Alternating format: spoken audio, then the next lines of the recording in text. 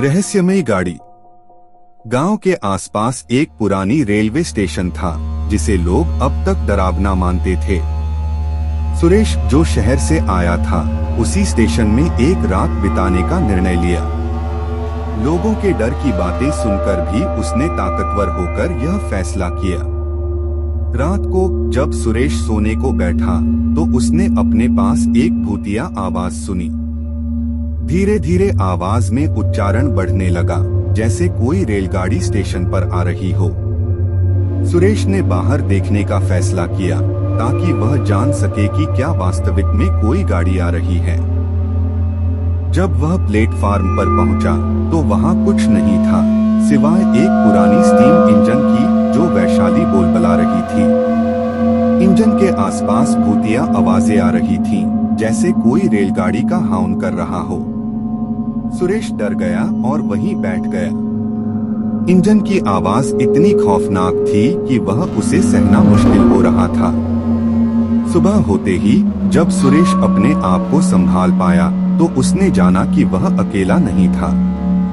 बहुत से लोग स्टेशन पर आए थे और वे भी वहीं के रह चुके थे। सुरेश ने उनसे सभी की आवाज का पता लगाने की कोशिश की, पर वे सभी उसे भूतिया रेलगाड़ी के बारे में ही बता रहे थे। अगले दिन जब सुरेश वापस अपने शहर को लौटा तो उसने उस रेलगाड़ी की खोज की। जब उसने उसे पाया तो उसे पता चला कि वह रेलगाड़ी एक पुरानी म्यूजियम में रखी गई थी, जहां लोग उसके भूतिया आवाजों का आनंद लेते थे। सुरेश ने वहां जाकर पता लगाया कि उस रेलगाड़ी का हॉर्न इंजन की खराबी के कारण हो रहा था। वह खुद भी उस रेलगाड़ी में बैठा और उसे चालू कर दिया। जैसे ही रेलगाड़ी चलने लगी, उसकी आवाज खत्म हो गई।